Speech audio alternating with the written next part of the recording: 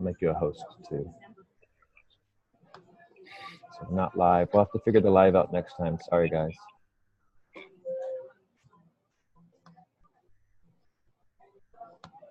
Okay. Robert, you might be up next if you want to share.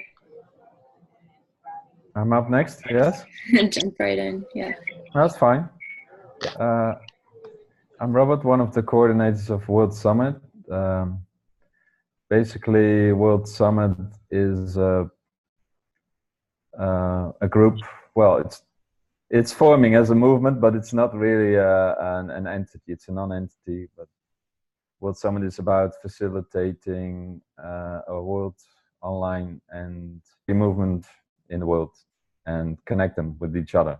That's basically it. And we are focusing on designing new social and economical systems and models. So I'm one of the coordinators. Two aspects that are connected to the whole project is a free cafe network where people can organize meetings and restaurant and bar owners to have discussion feedback to the World Summit project. And there is a Synergy Hub network connected to this, and that's why we're here to talk about that part. So that's basically me. Been connecting to the World Summit since January this year. Before that, I co-founded United Earth. Before that, I had a career as a project coordinator for 30 years in utility. And I come from a big family. I have 5 sisters and 4 brothers, and I have a son. So basically, where I'm now living my dream and my passion, what I'm doing now. So.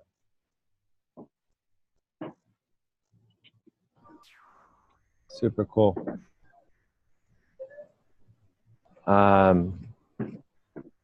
And are you guys are doing a Synergy Hub there, Robert, in Mexico, yeah, we are right? now located in Playa del Carmen, Mexico, and we initiated a Synergy Hub like 6 weeks, pretty fresh, and it's already quite interesting to experience the. Of course, I experienced 12 months in Rotterdam in the Synergy Hub and learned a lot from it. It was very valuable. It was an experiment. And now that was very open. A lot of different groups then came in with all their own and all great. And this Synergy Hub is more purpose-driven, so more focused on organizing the event and connecting all the groups. Cool. So,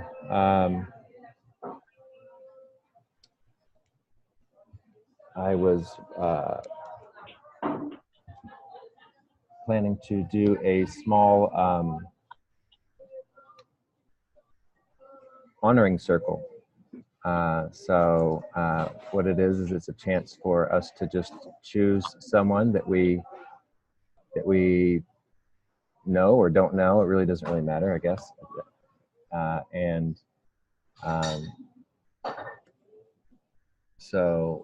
And give them a small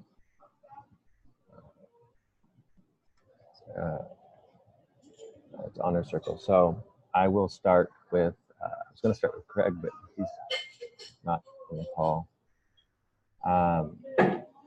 Robert, I want to honor you for the work you do in the movement, and staying in contact and looking towards unifying the unifiers and like just everything you've been doing. I see you as a really strong ally, and nothing but positive, smooth working with you. So I'm really happy to have you as a co-creator.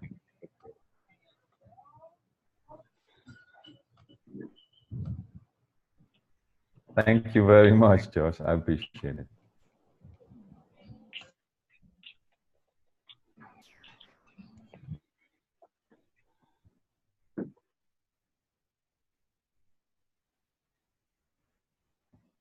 So are we supposed to go around, or Yeah. You want to choose someone, Robert?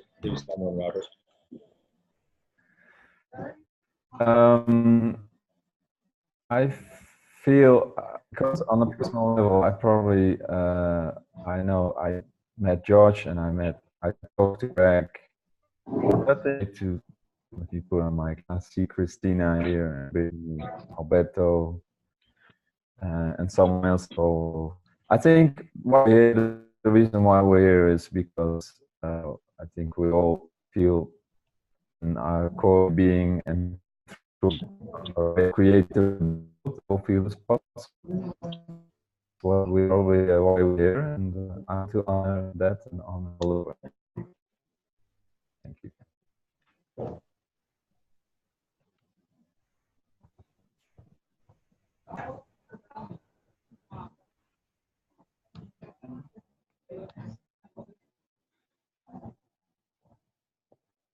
Can you hear me? Thumbs up if you can. Excellent. Yeah, I just want to honor everybody for being here. I mean, we're here in Costa Rica. It's just beautiful. All of Mother Nature's beauty is around us. There's a lot of beautiful souls here, and we need to all raise our energies together and bring this synergy hub to reality. We do have people involved. I'm just starting. All of you guys have been working at this for months, years, our whole lives, really.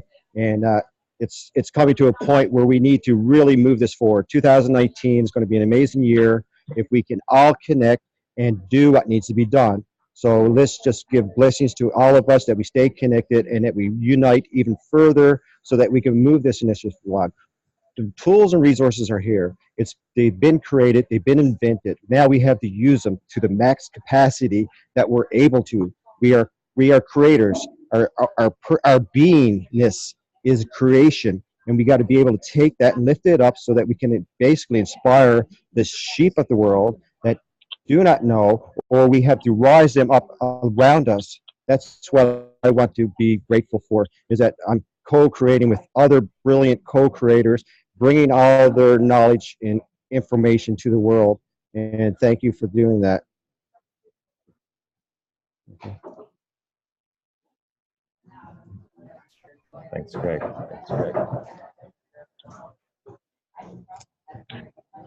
This is Sensei Raj stepping in. Craig, those are very powerful, uplifting words.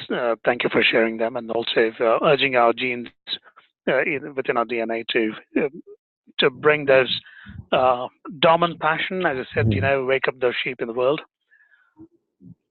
Each and every one of us have a passion, and we are here on this particular call because it is our passion to make a change, to leave or to create a paradigm shift and to leave a legacy for the next generations to come. But to do that in a lifetime, it takes synergy. And no wonder it's not a coincidence to name it as Synergy Hubs, right, Josh? So going with that flow, what we need to do, the task is cut out, but each one of us have got to get into the flow, identify what is it that we can contribute, see what the timelines are. And as far as what I want to do to contribute back to the planet, I realized that when I was a 14-year-old kid, being a social entrepreneur, I've always had hair stand up on my back of the hands. When I do something that impacts people positively, impacts the community positively. So in this case, it's time, as Craig said, that we pick up the responsibilities and we create and reach this critical mass to spread the knowledge, to spread the structures that we want, and let them create for themselves too by being part of it. So having said that, there are various different methodologies to go about it. We could embrace the best ones to suit. And what is it that we want to do? That let's agree upon and move forward in harmony. I turn the floor back to the next person who wants to take it from here.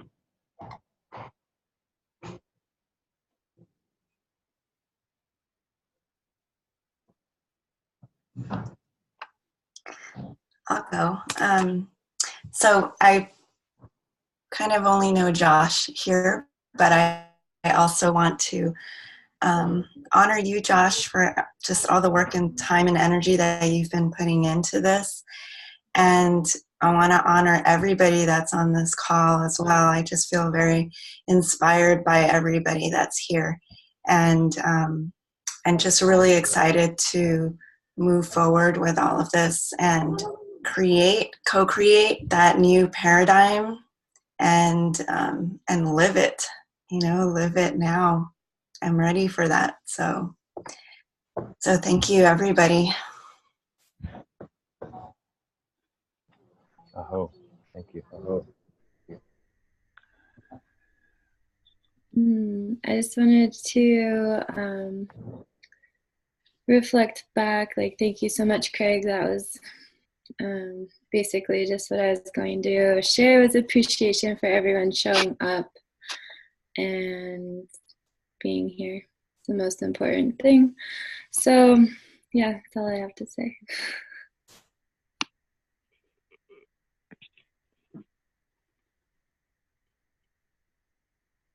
Yeah, I just want to echo, the real gratitude for everyone who's, jumping off the diving board to try to figure this out. And I think we all see that things seem broken, but to try to do something different that's different than what we do every day is hard. And just honoring that intention to break forward is great.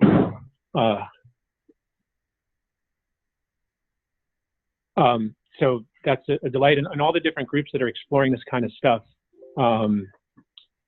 There's also the Heal Our Mother Earth group that I've been able to be part of.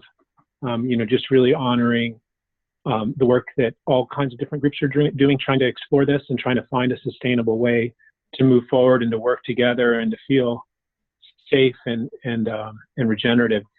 So I'm thankful for all of us moving forward that way and figuring out how to create space that will last.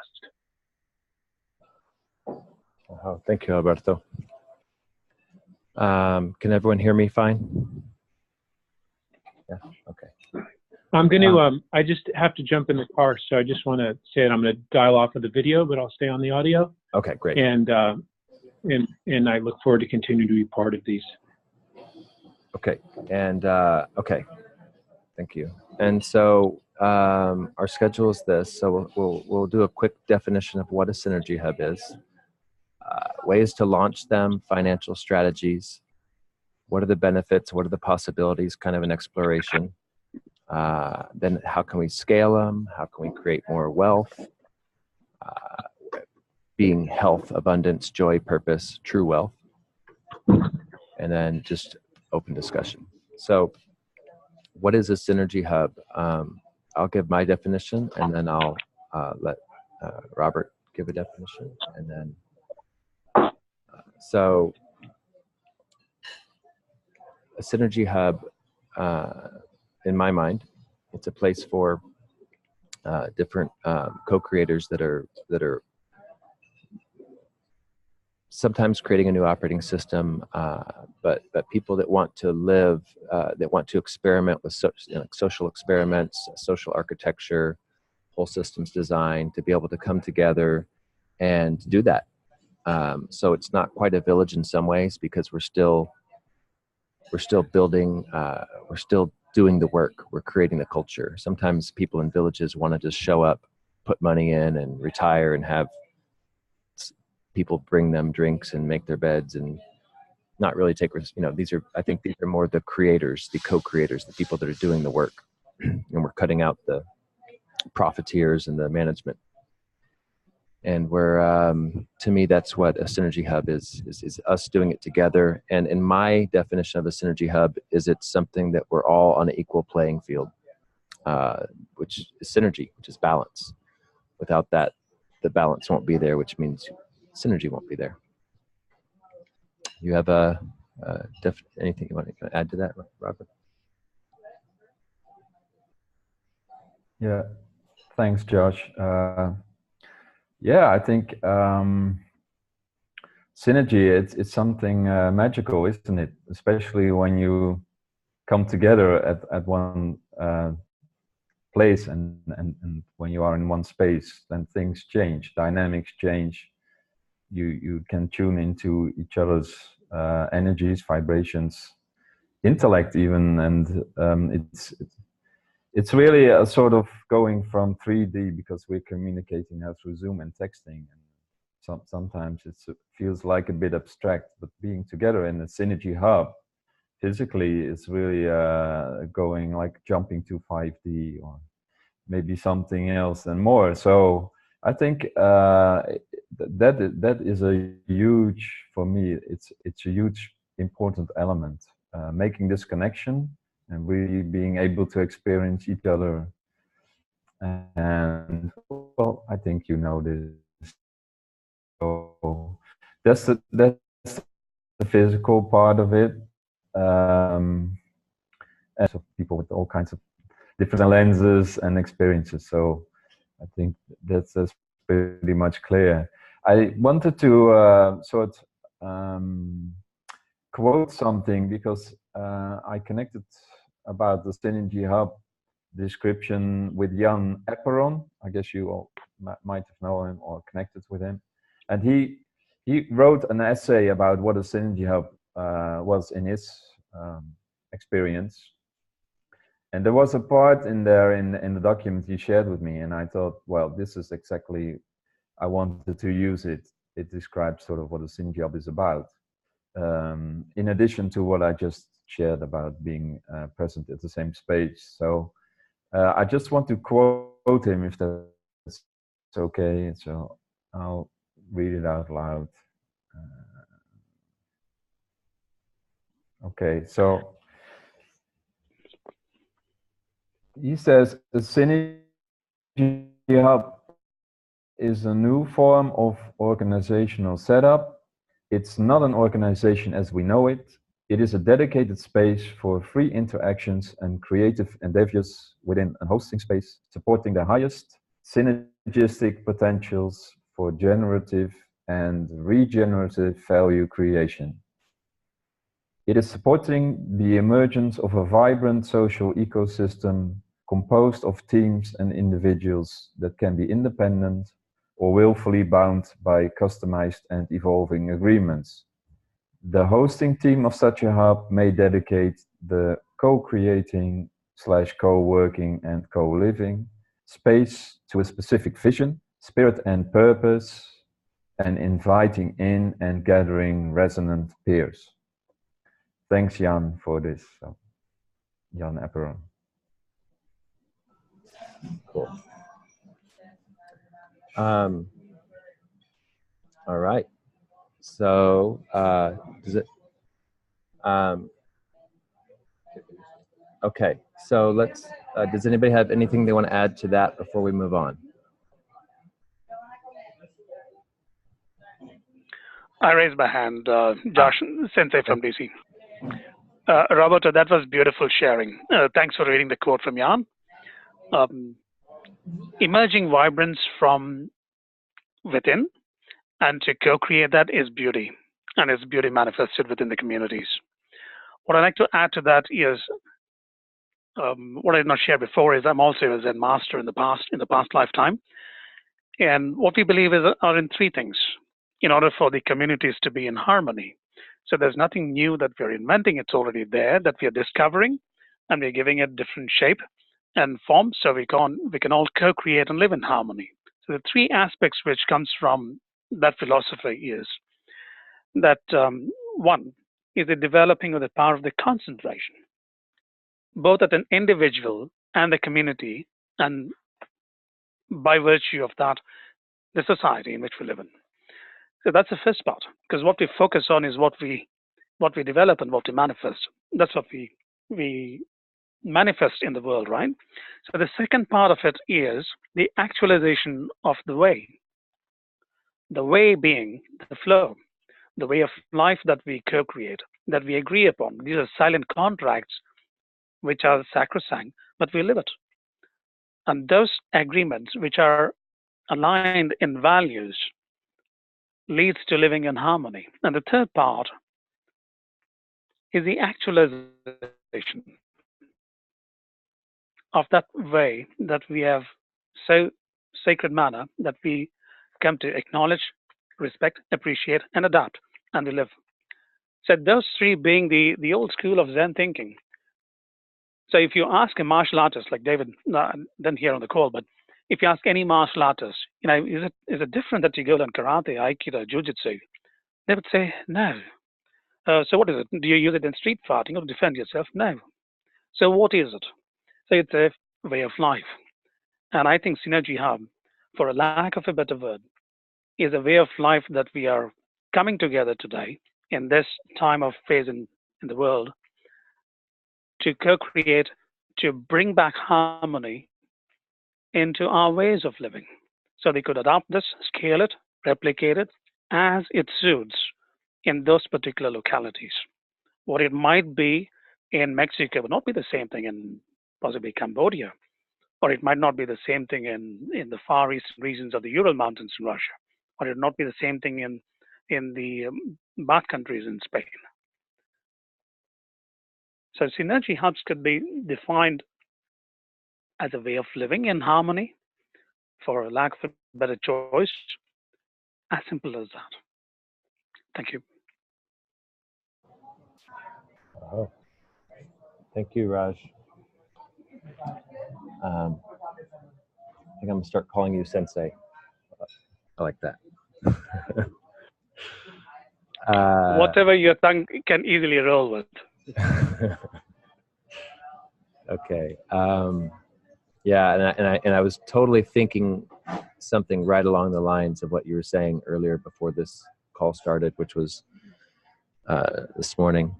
You know how our breath follows our focus. So it's so important that we are maintaining the what we're focused on is so important, and our breath follows that, and following our breath is our experience, and our manifestation arises out of the interaction of our experiences. And the more in synergy they are, and the more in alignment, the more that powerful that manifestation is.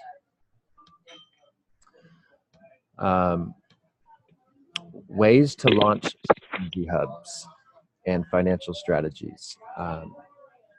So I can speak on what I've been finding, and then obviously this is open discussion for everyone to pitch in on. And what I see as important in this part of the discussion is that we realize that there's no right way, there's no wrong way. There might be a way that's not in synergy with us, but one of the things that we're up against is we've got a self-bootstrap model, and then we've got one where we're depending and looking at investors. And then we've got the third model, which is it's a self-bootstrap model, but it doesn't include us being able to co-create the environment fully customizable, which would be just renting together, which still could be a synergy hub, but we would be renting. So the way that one of the ways that I would like to mention that we can launch them is how we've been doing it here. Is we've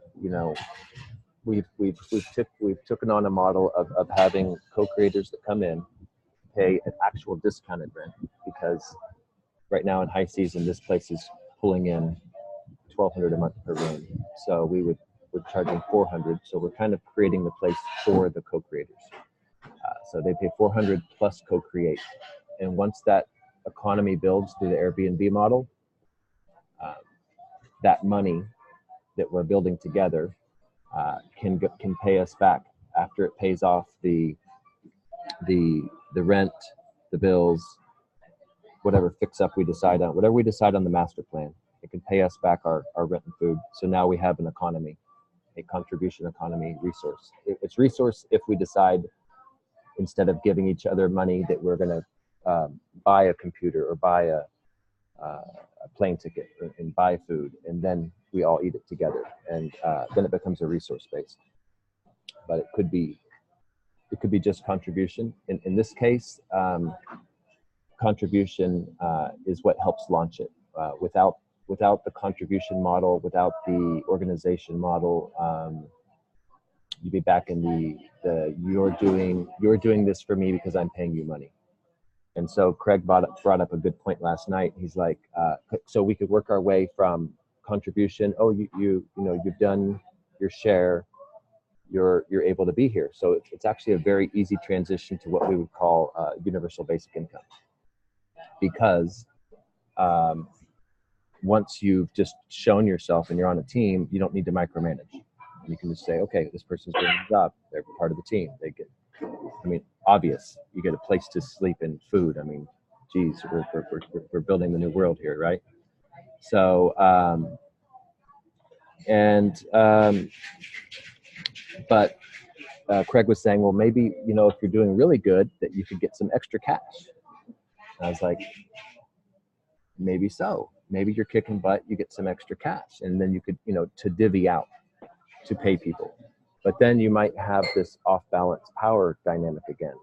So what would be better is if you're doing good, you bring people into the system, and you possibly take that cash and pay outside workers. But if you're paying your co-creators, if you're paying them, they're doing what you say, then we're back in that old system. So we need to look at how we're moving forward, especially when we start to distribute all these larger funds, whether it's through the Synergy Hub or through something else. The redistribution model is super important. Anyone want to add to the conversation? Sure. Sensei here. Thanks for sharing, you know, where we are, and then the candid conversations what you had at the back end. Now, it's so easy to fall back into the same system that we loved, because that's the system in which we live in, and that's the system in which we have been brainwashed. But it takes critical thinking at every single point of time to create something else and then to adopt it and test it. So let me share some light on the cooperative model. Now, we have done it at the larger scale, we have done it at a small scale, and we have lived it, tested it, presented the UN. People have taken it. Have they run with it? Possibly no, at the levels that we want to. So here's the model. I'll try to give it in a minute. What we did was we took 500 hectares. 500 hectares of land with about, I think it was 400 or something close to 400, about 386 or something. Now, these are landowners, farmers, basically. They all kept their land. They kept their individual identities. And individually, they were not able to go to the bank and get a loan or whatever it is, even a small micro loan. But when we put together a model of 500 hectares together, then we could sit to the bank, but the banks actually came to us and say, here's the money. But we didn't have to take any money from the bank at all. We pull resources. We brought in technology that we were experimenting with. Where you mentioned game theory at the beginning of this conversation, we used partly that, partly a different model as well. And we ran it for about 3.5 years. And after 3.5 years, there was 2,000+% of profit and returns of the ROI. And the model could be scaled in different communities, and we did. This was in the eastern part of India, in the Bihar region, where you're talking about extreme poverty. But the poverty resides only in people's minds for lack of the better ideas which could be manifested and employed and deployed, rather. So we ran with that for 3.5 years. There were proven results. It was effective. And everybody shared pro rata on which they came in initially. So we're not talking about contribution here, because contribution eats away at the core DNA level of the humanity in terms of thinking for himself or herself and giving it back to the world. So as you rightly said, it can't be employment model, because then you're doing it only for the money, and you're going back again to the barter system, and that's primitive. So now we are talking about cooperative model, but it's got to be a collaborative model, more than cooperative. And how would we create that? And how would we replace the existing systems is by having a system which would work, which would be effective. And that's why I'm presenting this cooperative plus collaborative model, in which we have only scratched the surface. Like, for instance, we have been putting together a model of using the resources, the in-ground assets, for instance, and then have a bond issue based on the assets, which I explained to you, Josh, earlier.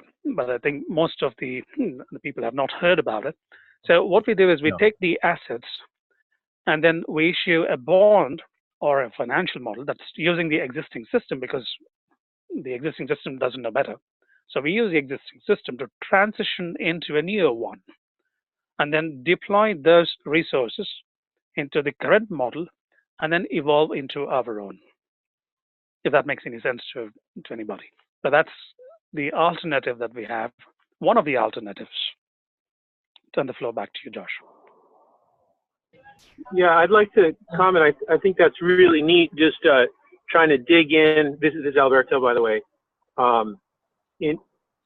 into how to do this. So on the Cherry Valley Co-op here in Princeton, we call it a cooperative model, and it's a farm. So I think it's a slightly different structure, but the idea is it's a producers cooperative where each member of the cooperative is responsible for their own business on the land, and then everyone shares in the costs of the maintenance of the land and the monthly expenses, and but they keep the majority of the fruits of their own labor, whether it's raising goats or eggs or farming produce or raising mushrooms. And just wanted to share that example of how we're expressing cooperative. One of the challenges that I see there is from farming, there doesn't seem to be enough excess profit to pay for the capital that's needed to own the land in the traditional model. But I just, I see that how it's evolved here and continues to evolve. And the main thing I wanted to say is, just having the conversation is very satisfying for me to hear others trying to figure out how to even have the right language and then from that, the right agreements. So great stuff, and really excited to share what we're doing here and learn from how others are doing it.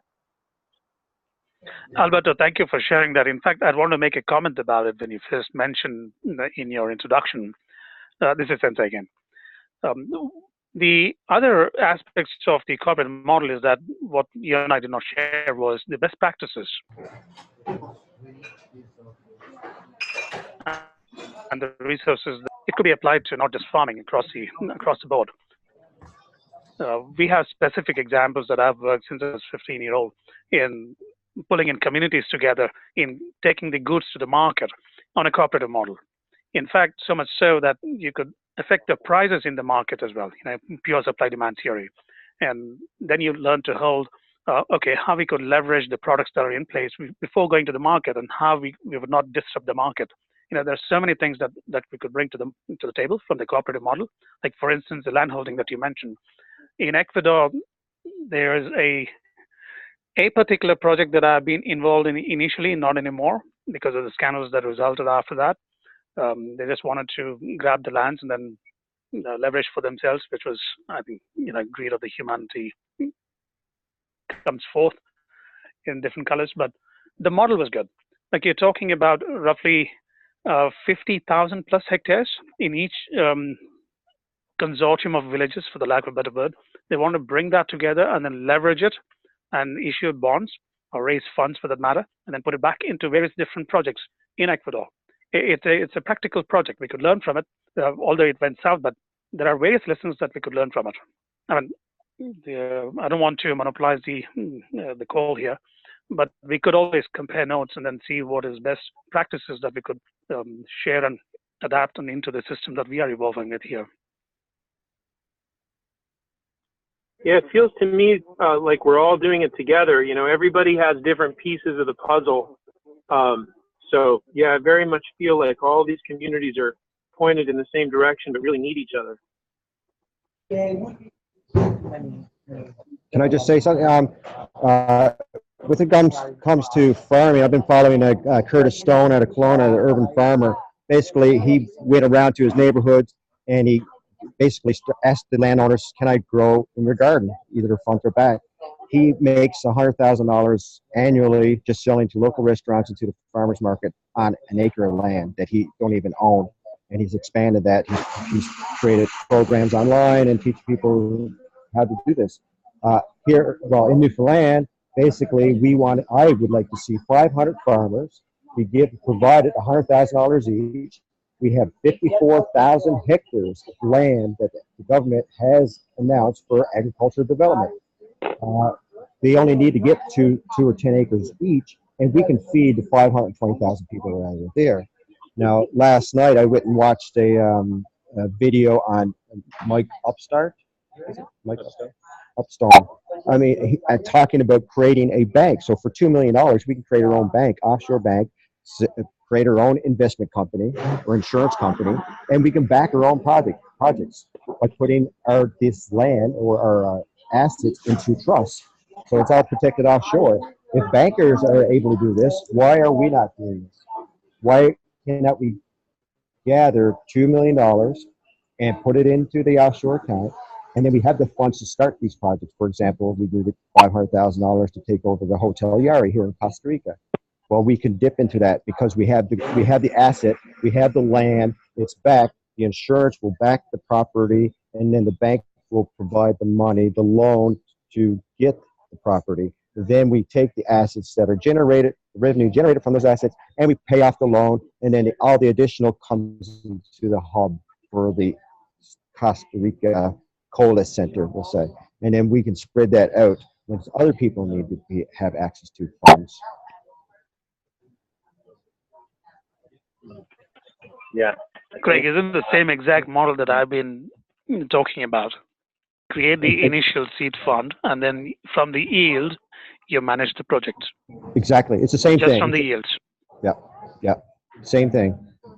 Be it an actual physical bank, like an online bank, or be it through the bonds that you explained to us.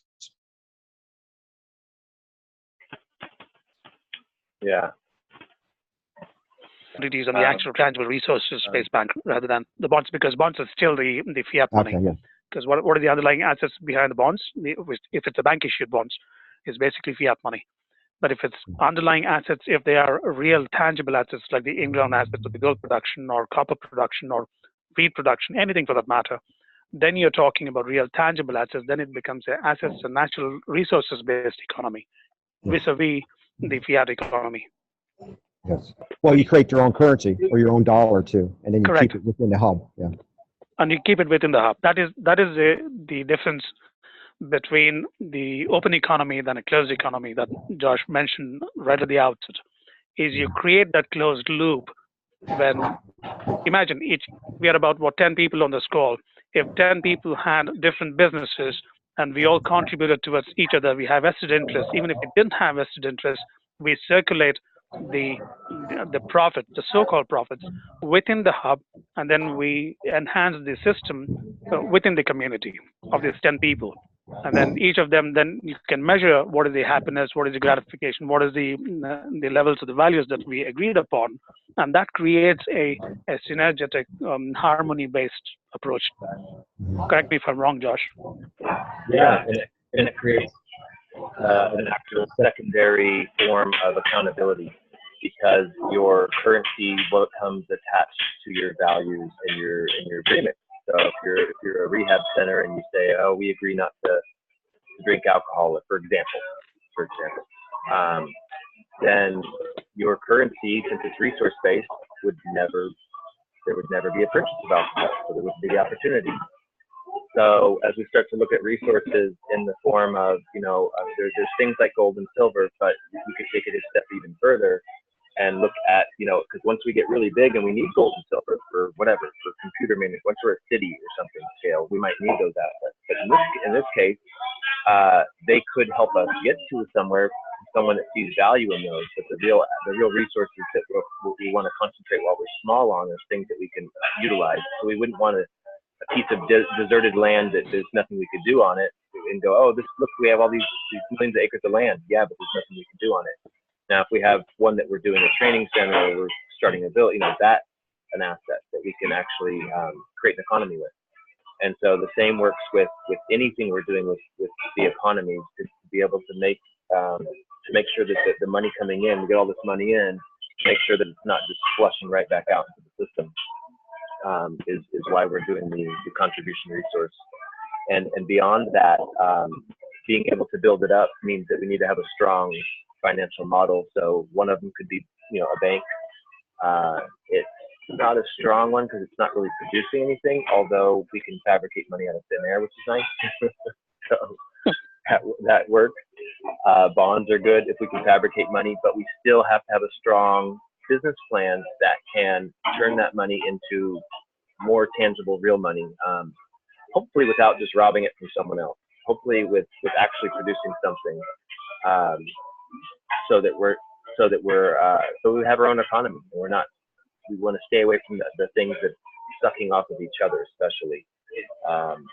Keep all those out of our system. That's my. Josh, we lost you for a moment. Oh, hey. In your final comments.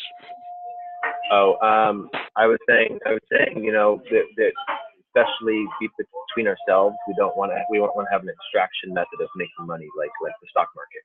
I win, you lose. Versus building a home where we all win. And so, that would go along with our activities, our contribution economy, what we're doing, just really building on the things we could use. It's kind of like before money was invented. It's like there was 10 bananas in the garden. We all helped garden to split the bananas. And I'm seeing it nowadays in these different areas I'm in where there's 10 bananas left and people are starving and someone's going, nope, those are mine because because blah, blah, blah, blah, blah. And everyone wants to have the 10 bananas for themselves. And everyone's racing to get to the money and to the banks and to those different things. And I'm really glad we're having these calls so we can figure out once that big money does come in, how do we create this economy, and how do we once we create a really strong financial strategy, then we can talk about scaling, of course, improving the model.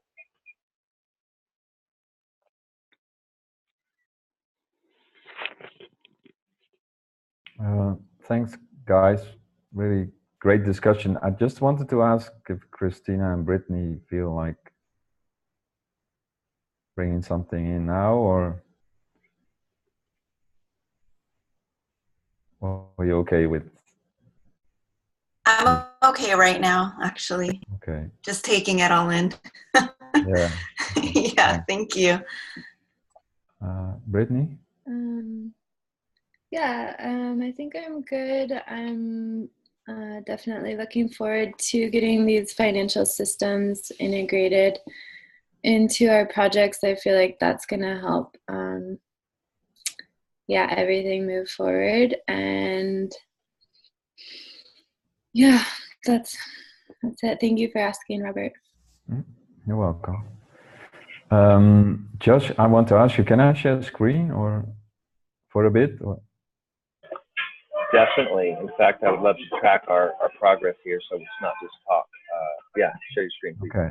I'm going to write some things down while I do that. Okay.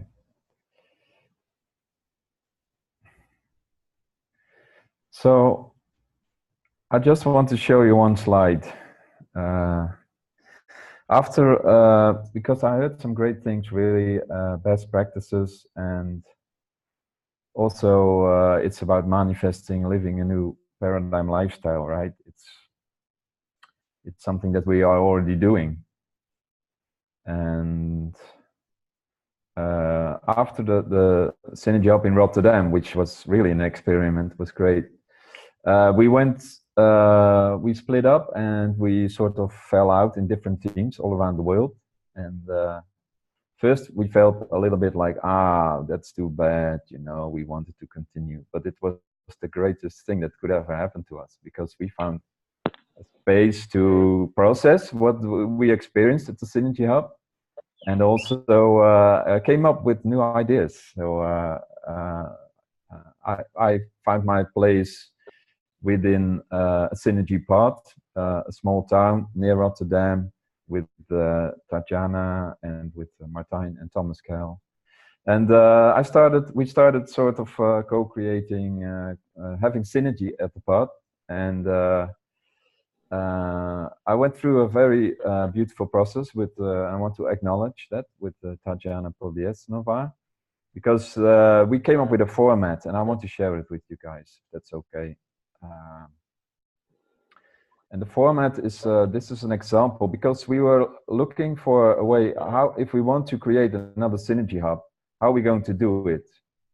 And we came up with a bootstrap model, and we were focusing on resources. So there are a lot of empty buildings available. I think 10 or 15% of all buildings are empty. So we wanted to repurpose them and sort of put in the regenerative factor, like renewable energy, solar panels, wind turbines, make them energy neutral. So we came up with this format. You can see here that there are 6 groups here described. You can read them yourselves, but I just can give a short summary if that's okay. So the co-funding group, those are the people who understand the whole concept. They want to create a better world, and they just give up their homes, their house.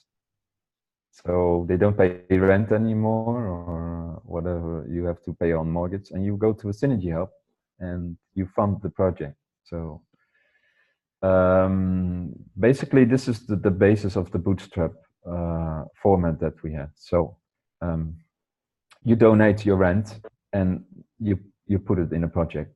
Then you can find some energy in a co-living group, people who are passionate about facilitating and cooking and cleaning, etc. So they can sort of keep everything going without having the co-founders too much being occupied with everything else that needs to be done.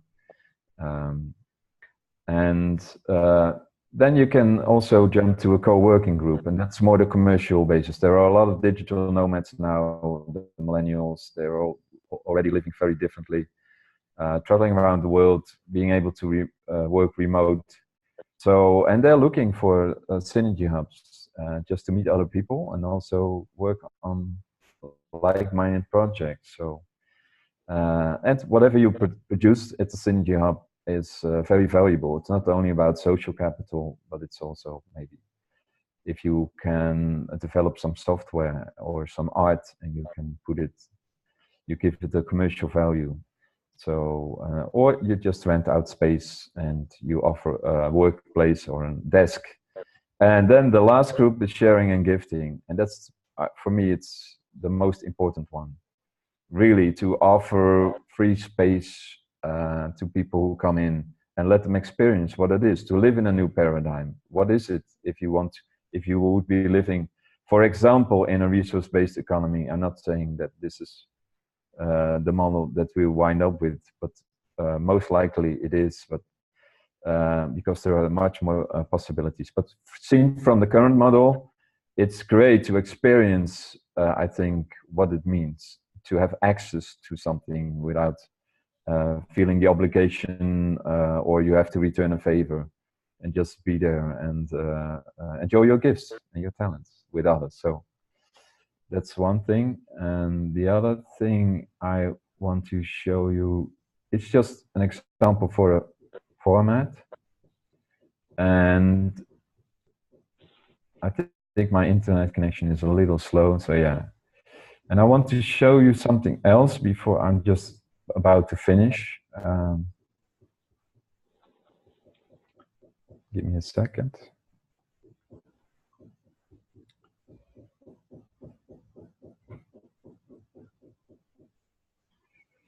Okay, so dismotivated at the from people, not for we're working on the Synergy Hub network. I'm hearing some music. I'm not sure who yeah. I'm not eating so much shit that my family is. Somebody has his microphone probably open, yeah.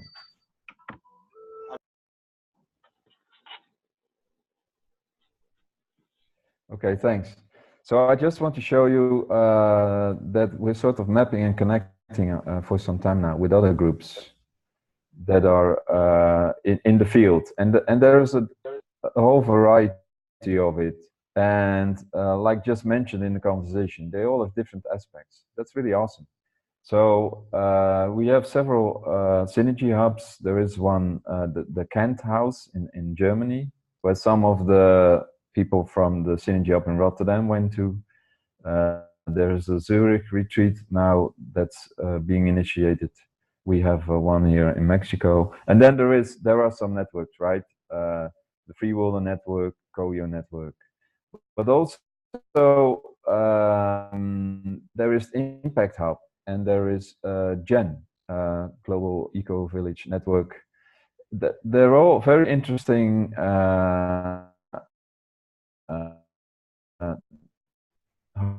hubs or networks to tap into and connect, right? And this is a pop-up format. So they just see an empty building. They connect with the owner, the rightful owner, and they're saying, listen, can we use this for like a month or something? 6 months, and if you sell the building, we'll be out in 2 weeks, you know, and they sort of maintain the building. So there are very interesting different concepts already as a proof of concept already out there happening. So I just felt it was good for you to share this now, and I can share links later, I guess. So, thanks.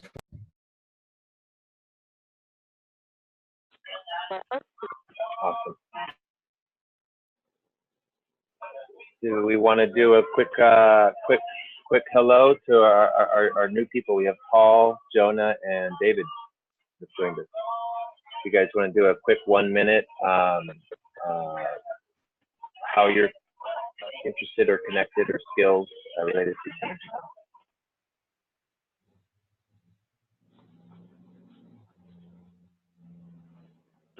Aloha, I'm Jonah. Good to see y'all. Pleasure. So yeah, I was just dropping in, was going to have a conversation with Sister Brittany, and her being in this room was amazing. So the invite, thank you very much.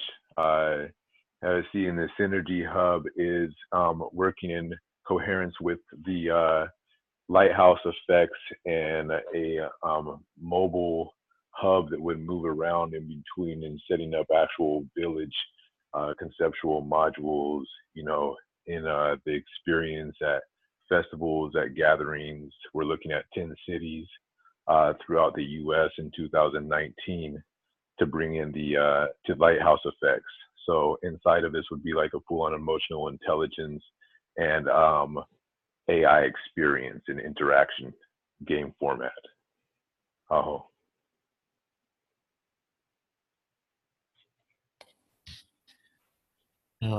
My name is Paul.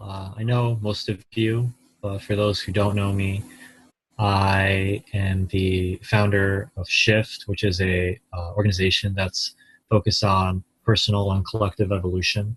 And I got involved with this organization because I want to see a new model and a new system for interacting and living with each other, because the old models are dysfunctional, and creating synergy hubs, I think, is a great aspect of a new model that is in coherence with itself, with humanity, and with its environment.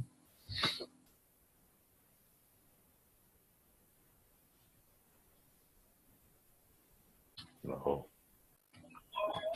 David?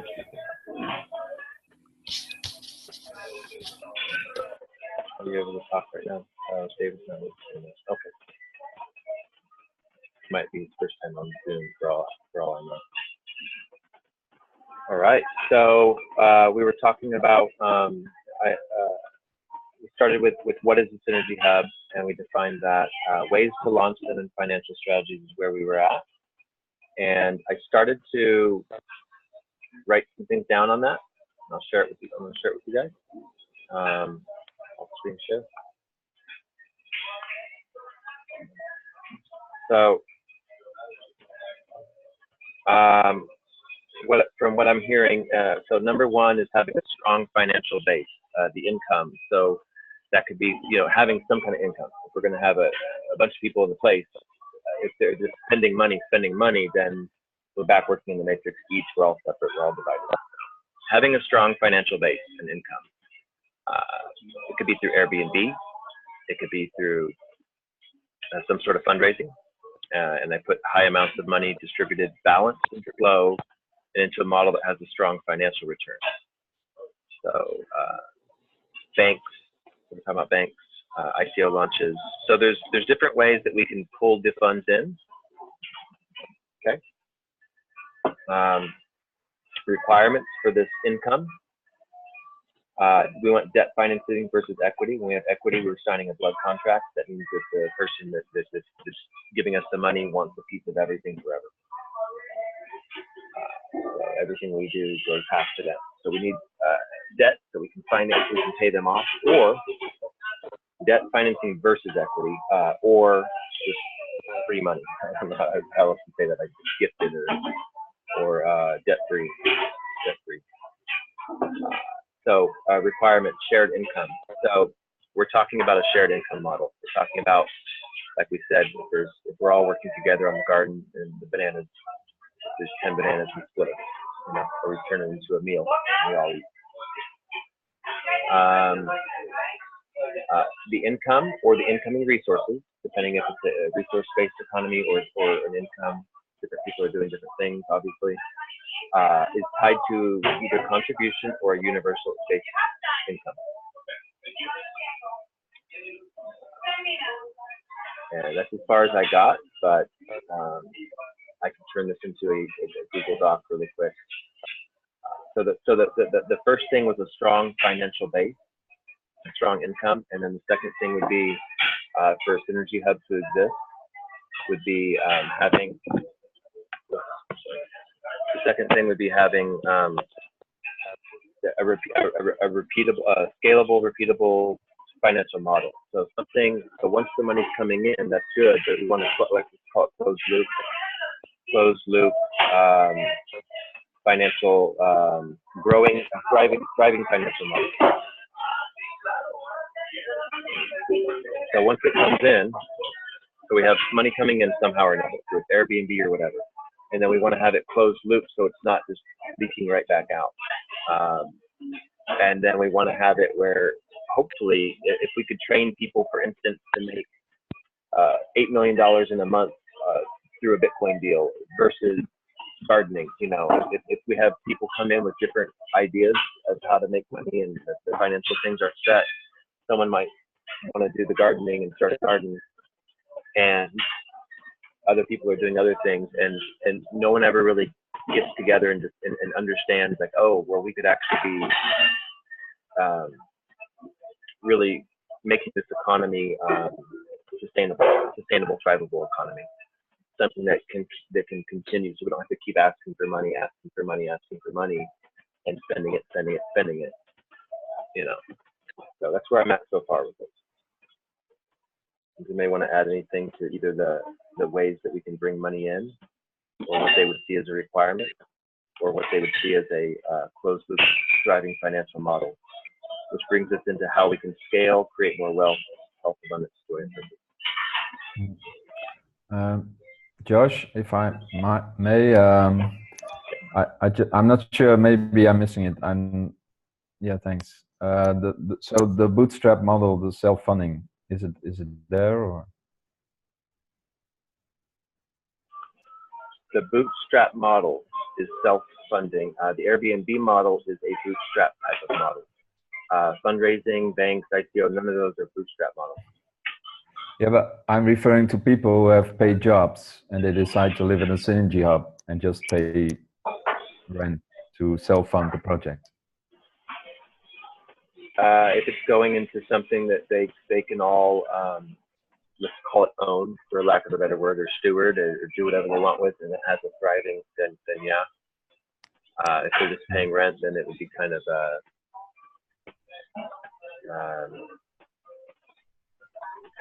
it would be a strong, sustainable model. You know what I mean? Okay. What was the question? Is the bootstrap model? Well, I sort of missed this on the list. Yeah. So you have different bootstrap models, of course. This is one of them. Yeah, the only one right now that we have is the Airbnb. Another bootstrap model, of course, you could call it ICO a bootstrap if it was not tied to the dollar, because once you're tied to the dollar, it takes like all kinds of money and legalities, and it doesn't become bootstrap anymore. Crowdfunding could be considered bootstrapping. Mm-hmm. But yeah. So those are. Well, I don't know how do you consider it in a way. If people decide to give up their homes and they live in a sin job and they pay rent to keep the project going, it is a sort of a form, of crowdfunding, I guess. Yeah. It's a bootstrap model that could work as long as there's money they can bring in together somehow, or resources or abundance, versus them struggling and So it is a bootstrap model, yes. It just okay. Yeah. Hey, Josh. For what? Yeah. Check.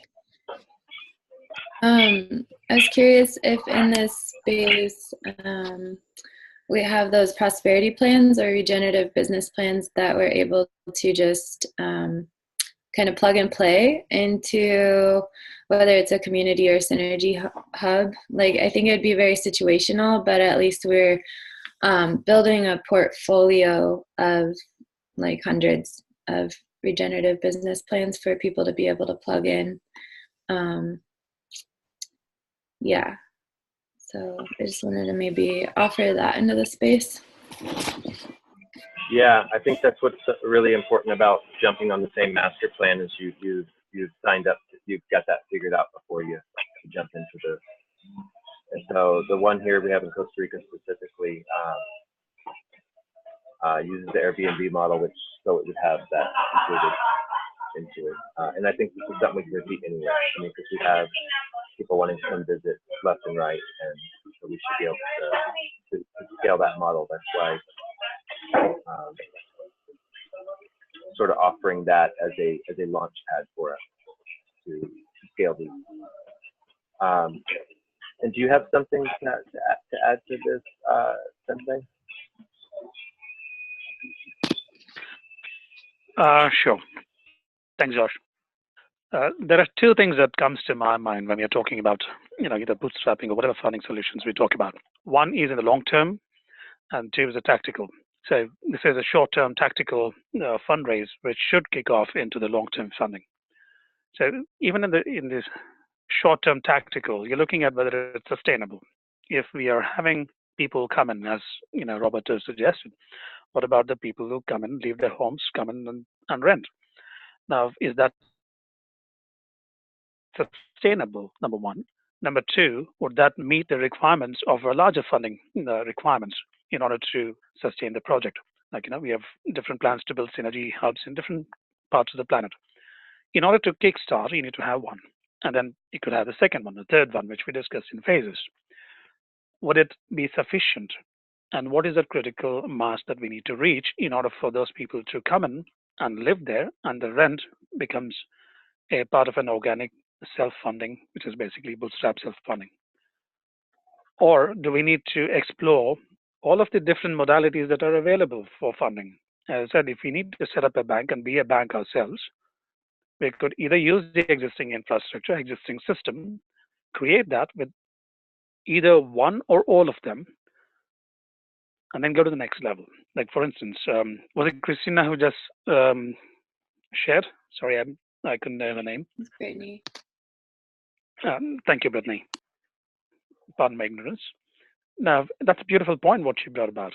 Having the different projects and the models in place so it could be a plug and play. Like, for instance, I could throw open the different projects that I have At any given point of time, I have 60, 70 different projects, which would be in the fundraising mode.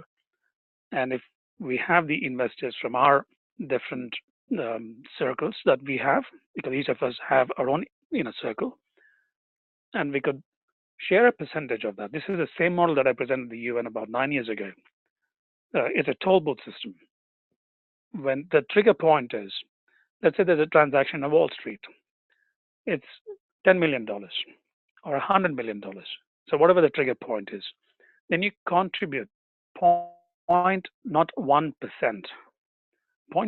not 0.1, not 1%, which is very negligible for that particular transaction. But in terms of scale, if you combine it on a daily transaction, which is about what, $4 trillion on any given day, that makes a significant contribution to the pooled in resources. So that toll booth model of having in from each and every different project, like I have about what, 60 projects. Let's say in a month we could close 2 projects. And if we could bring in, instead of 0.01, I could contribute 1% from that. So 1% of that can elevate and meet the needs of our project needs. Does that make any sense, Josh? Yeah, I think that's something. So we want to steer clear of things that are long term. What I'm getting from you and what I'm putting together is to start with the short term and have a, the shared income plan is where we know where the money's going. That's what stops a lot of us from working on projects together. It's, oh, come work on my project, and then when it comes down to it, it's set up in a way where that person just kind of runs with the ball, or it's a competition. And so we're just yeah. So as long as it's in that model, we should be good. We could choose what we want. We could find the projects. Right. Another parameter, which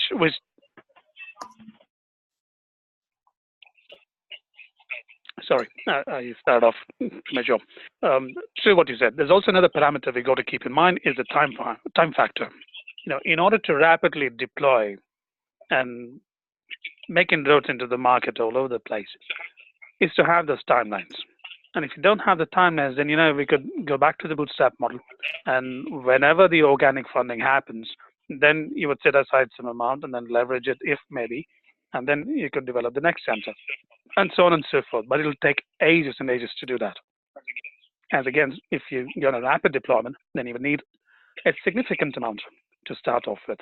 Yes, but then again, that's what we are here for. So when we reach the critical mass, we could combine a small amount of it from whatever projects that we have. We put back into this, so we invest into the co-creation that we are going through at the moment.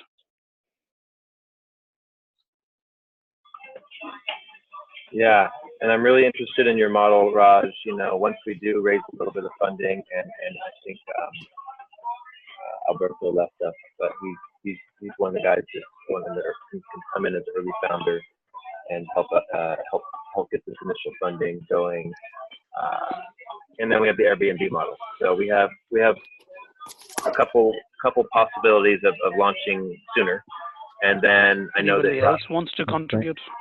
I think Josh froze a bit, so we can wait for him. Welcome, Mo. You want to say hi, or are you okay?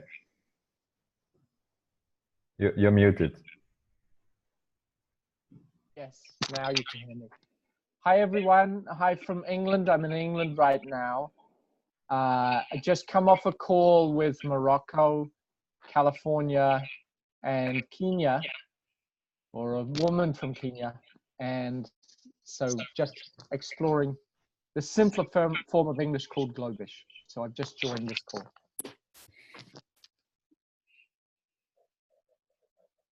Beautiful. I was curious, Josh, are you writing down notes for a master plan, or is this, what are you doing for the Synergy Hub? Right now? Yeah. Just writing down what we're kind of going over and getting a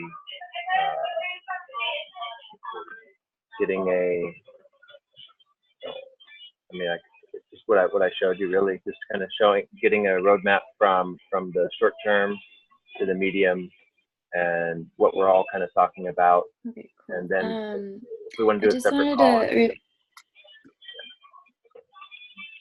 okay, cool.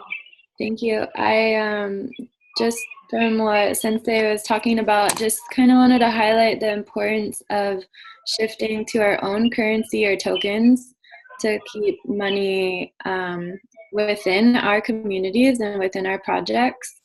I just really see that very clearly, like we can funnel funds in and really keep it local in our community beyond borders.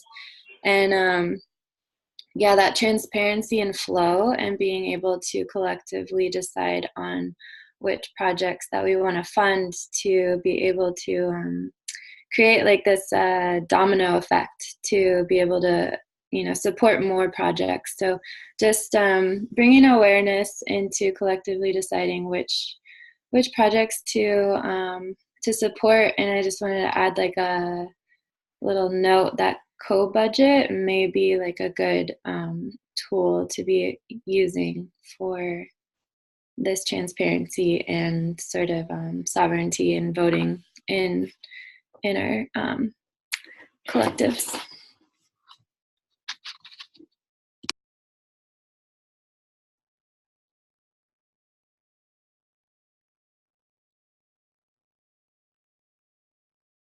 Awesome.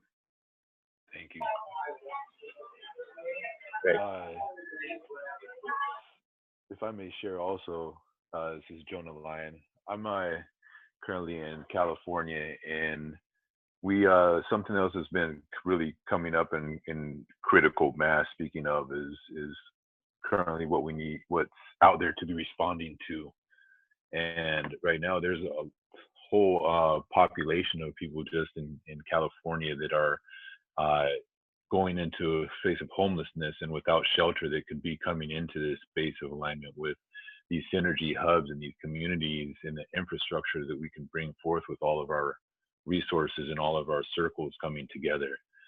And the funding that is going into the response right now through other wavelengths and charitable organizations that have been here for a while, Red Cross, you know, so on and so forth, are establishing, like, trying to work through these new homes and these new shelters and these new ways of life. And this is what we're here for. And I feel that this is some opportunity available to us in all around the world, but in sections where, you know, Raja brought up, you know, the rapid response, and that's what came through with that, and having these prosperity portals and plans in position to respond rapidly to what's currently going on. And I feel a hub can be structured and brought up and put up very quickly to give relief, and to be able to be a space for resources to move in and out as more and more villages built and areas built up. Oh, that's a very, very good point. That brings it. That's pretty much why we're speaking about the hub first, is because we get together, and then we get to work on those medium and big projects together. But yeah, starting with getting together, matching on our similar plans, I believe is a strong part of that. In fact, I'm gonna put that in our notes. And I added your notes. Thank you. Josh, may I take the floor?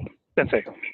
Of course, yeah. Of course. We're still in a. Thank you. We're kind of between the creating wealth. We're just kind of in open for the rest of the call. We're in open discussion. So yeah, go ahead. Thanks, Josh. Jonah, I'm so grateful that you brought this up. I take you back to the previous Sonoma fires, which was so rampant and so many families, in fact, about 110,000 plus families which were destroyed in the past fire. What can we do as a synergy hub? I could share what we tried to accomplish. I'd say emphasis on the word try, because there were a lot of people involved, and each of them had their own vested interests, and it just didn't fly. what we had done was to put together a group to have concerts, a series of concerts. And we had the arena, the Sacramento arena, for 2 days for $19,000, which was unimaginable that you could have for $19,000 for 2 days, but we did. But the artists, they didn't want to commit. Maybe we didn't go too aggressive. Maybe everything fell apart, but the model is still available. We had done about, I would say, 50%, 60% of the work, including like Aerosmith and A-level artists, just to say, not to mention any name. But it could be a model we could still develop, because I'm launching Music for Peace concerts for the same reason. I've worked in 4 major disasters around the planet, in disaster management, crisis management, and rehabilitation. And not in the contribution model, but in the organic model from the communities, where you rapidly mobilize the communities, and because there are a lot of things which happens after the disaster strikes, the disease mitigation, prevention, and so on and so forth. So in this particular case, regarding to California, it happens every now and then, but nobody seems to do what it takes to do. If you want to take it up, I think we should take this up as a co-group and see what we could do rapidly in a timely manner. In fact, the first concert that I'm organizing is within the Jewish synagogue in San Francisco. Maybe we could do something else. Maybe we could talk to what's my dad's name? Kevin organizes and curates Rihanna. The Lauren Aldridge is, I don't know whether you know Lauren Aldridge. She is in your neck of the woods. She's an up-and-coming artist, very humble, and no arrogance. Maybe we could talk to them and book them and have some concerts done. Or maybe we could find some logistics which comes to the ports. I do have a logistics company. I might talk to a few people and see what we can do in that manner. There are technologies that we could erect the houses in 72 hours to about 5 days. So we could use the existing technologies to help those people who have lost their homes. So the possibilities are endless, but we got to pick a few avenues and then work on it diligently. Then, of course, organize the funding as well. Because the Oscar Award is only coming in 24th of February, and if you have a concrete plan, I do have access to these particular communities, and they could go there. You tell me what we want to do, and let's organize it. I'm game. Thank you. Oh, thank you. Whew. Beautiful. That's awesome. All in alignment. Go ahead, Sister Brittany. I see you. Well, I just wanted to point out this intersection, and also, we have, like you said, to focus on maybe 1 or 2 projects at first, but there's also this stacking of functions that we can apply to a lot of our planning. If we can co-create gatherings that are also benefits, that are also building the bridge to our bringing back the village models to the gatherings and hosting them on our lands that we're being gifted. So we're bringing in, buildings and more long-term vision, but also applying immediate needs, and also pop-up villages like was mentioned. These can be I just really feel like we have a major opportunity as these disasters. It's nothing new, but it may be coming up more often, and so how can we best prepare and mitigate damages while also using them as an opportunity for showing the rest of the world what we can do. I know that some of these things are, they're the same ideas that investors have been doing for a long time. You get wiped out. Let's go build. What do we want to build, and how do we want to showcase these solutions? Beautifully put, Brittany. Thank you. I just want to say, just take a look at the UN. They're 50 years putting up canvas tents. There's billions and billions of dollars that was spent in that organization. There's billions of dollars that the Clinton Foundation and the Bush Foundation raised for Haiti. Where did all this money go? If all this money is out there, well, if we put an organization together to fulfill some of those needs, maybe we can get some. But at the same time, there must be a million co-creators out there that has a dollar that they can invest every month, so we can have $2 million in 2 months to start putting these projects together. If nobody's actually raising the funds, that's why we're not moving forward with these projects. Where's the fundraising coming from? Where is the investment? Where are all these people that have the dollars to put into something that we're trying to co-create, even ourselves? I mean, okay, if I put in $500 a month or whatever I can afford to do. But I mean, at the same time, who's raising funds right now? How long have we been trying to organize these synergy hubs? It's time that we need to put our hands into our pockets and put it in deep, and we take it out, we start investing in it, and then maybe we can move forward fairly quickly. There's people here that know how to do this. I know we can do it. It's just a matter of taking the action to do it. So we want to make this fast. Well, let's do it fast. We don't need to be wasting our time discussing all the steps that needs to be done. Just get it done. So yeah, I know that we've been here an hour and 40 minutes. There may be some people that need to go. So if anybody has any final words before they have to go, maybe a good time to say it. Thanks. Thanks, Greg. I think it feels a bit, again, like the chicken and the egg thing. I mean, we are now talking about what actually is a Synergy Hub, right? So with sort of finding a way of crystallizing what the functionalities could be. And I think once it gets clear enough, you get to a point that other people are understanding and willing to support it financially. So you can ask for money, and of course you can strike lucky with a philanthropist who gets the concept. But in my experience so far, we're getting now together here, and now we're converging. We're talking about, hey, what exactly is a Synergy Hub, and how can we sort of organize it? We are crystallizing now, and that's great. And at some point, it will come, and it means hopefully it won't take too long, because we want to get shit done. We want to make steps, but it's important for us that we first crystallize this part and make it visible. Roberto, thank you. Thank you for bringing that clarity into the conversation. In fact, I applaud Craig and Roberto both. Craig, for the firebrand that he is, the same impatience that he and we share. We're both naval divers, and we don't have patience to sit for 2 hours long. Yes, that is true.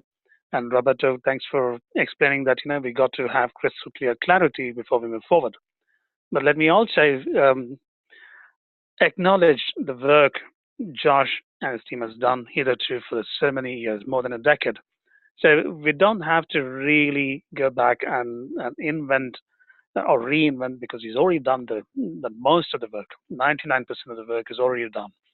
So what I would recommend or suggest is, if all of us agree or can agree, let's share via email whatever that is we want to put from our thoughts into the words and manifest it, put it there. We can circulate it around, and when we get on these conference calls, it would be a mere exchange of thoughts, or maybe ironing out some issues that we need to do in order to move forward, and then agree on what needs to be accomplished. So that way we are accountable, we hold ourselves accountable moving forward, and we do it in the least possible time, and at the same time in the least resistance method.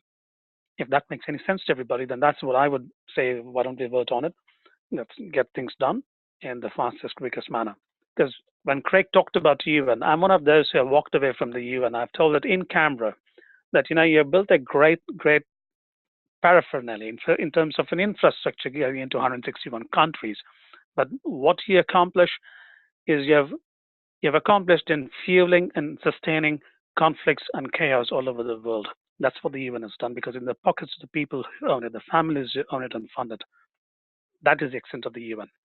Can we learn from it? Definitely. Can we pull people off who are there, so in the midst of that they're doing something, contributing and making a positive impact? Yes, we could pull a lot of people from there. But that's the extent of it. So if we need to accomplish anything, yes, we need to move forward quickly, rapidly, and accomplish in a faster manner. Thank That's you, my 2 Sensei. cents. Yeah, and Sensei, thank you also for showing up so strong. And one of the first things that we did on our first call was defining, we're building the first living system that the world has known. And what that takes is it takes all the pieces of a living system, they all communicate with each other. There's a communication pattern that happens, and that's one of the first things that we need to have happen. And us and Sensei have said, at first it was we're going to talk every 3 days. I think that's where we're still at, but we changed it to every day for a while. But staying in communication, getting those communication lines open, and then getting on the same plan. What I can do is I have solidified this here document, or I'm not solidified, sorry, it's not it's started, okay? So getting a strong financial start, something, whatever that is, whether it's Airbnb model, I think that's going to be a good one. If someone comes with funds, great. If not, this one can happen in a second. And we also have landowners that can pop their land over in a second. So these are the 2 closest ones, the Airbnb and the landowners. The rest are a little further. Okay. So here's some requirements. I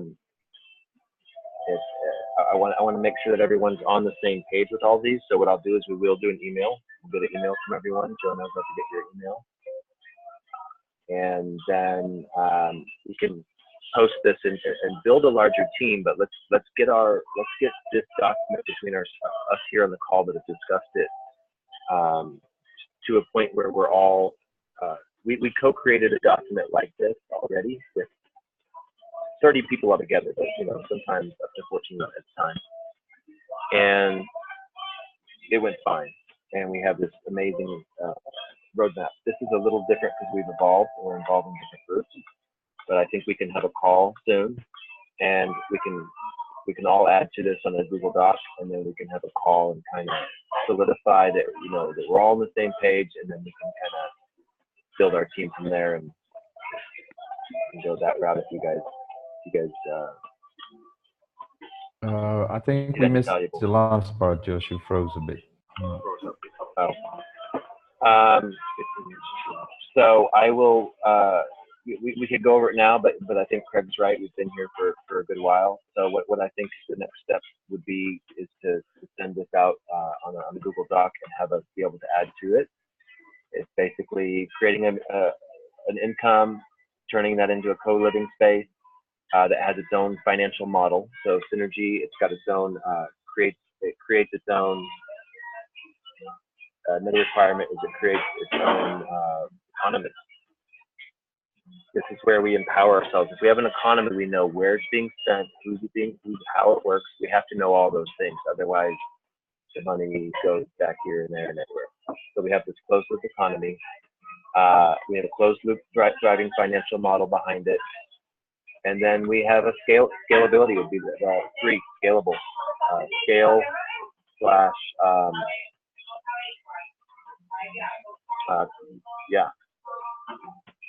scale. Does anybody have anything to add to this while we're here? Before we end it. Am I still coming through? Josh, may I suggest something before we end the call? We have spent quite an amount of time with a lot of good quality thoughts and suggestions from everybody.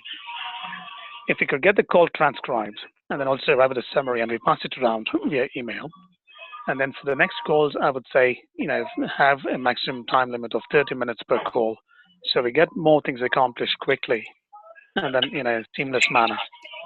So people can come prepared. The participants can be emailed before, and then we could have this sharing via email as well.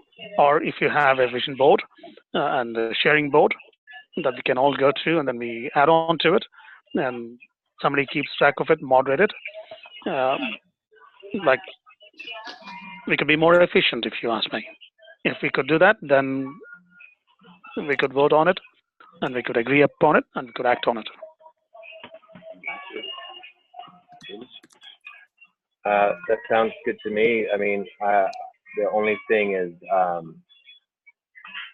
usually don't work with time limits, but everything else sounds really good. If I feel we won't have to do introductions next time, that's for sure. That's a good thing about having a team that we've all worked, get to know each other on the first call.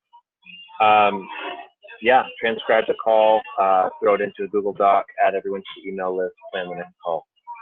Sounds good to me.